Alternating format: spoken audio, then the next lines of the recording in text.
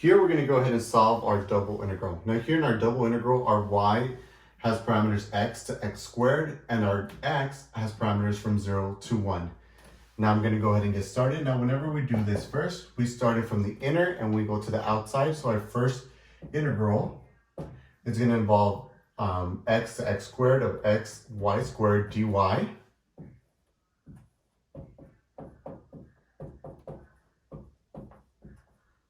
Then we're going to keep our dx on the outside.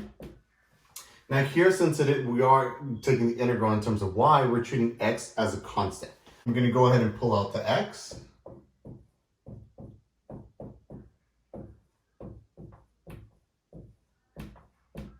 Now this is just a simple integral.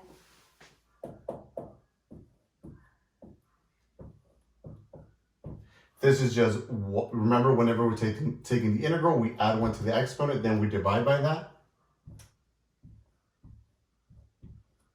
And our parameter is from x to x squared.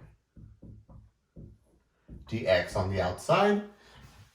Now this is just pretty simple. Wherever I see a y, I'm going to go ahead and plug in x squared. Wherever I see a y, here I'm going to go ahead and minus the x.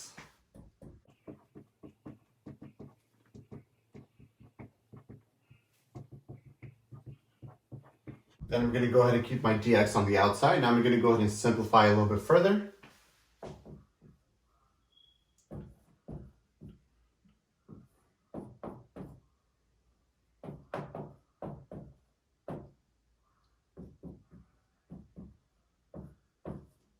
And then we still have our dx on the outside. Now I'm going to go ahead and distribute my x.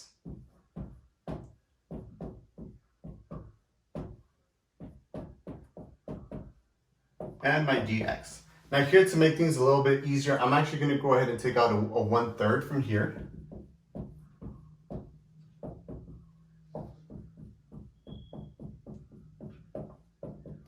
Then I'm going to go ahead and take out the 1/3 out of the integral.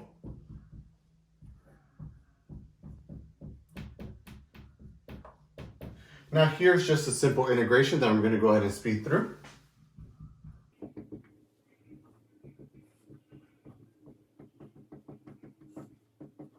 So we have to remember, whenever we're integrating exponents like this, we just add 1, then we divide. And here, since it is a definite integral, we actually need to put our parameters from 0 to 1, 0 to 1 on both.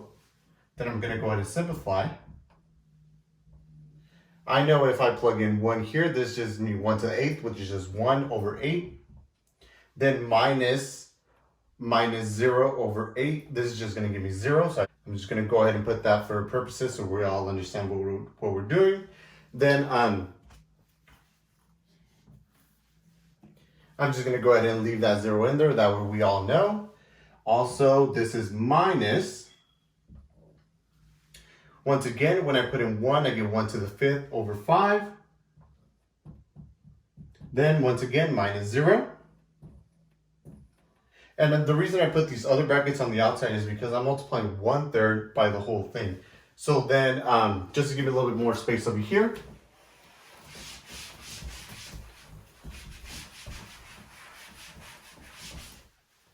So just to kind of wrap it up a little bit, I have 1/3 times 1 over 8 minus 1 over 5. Then I'm going to go ahead and simplify. What I'm going to go ahead and do is do the brackets first. I know this simply becomes 5 over 40 minus 8 over 40. This gives me negative 3 over 40. So this simply becomes negative 3 over 120. So if I simplify, it becomes negative 1 over 40. And this is our answer.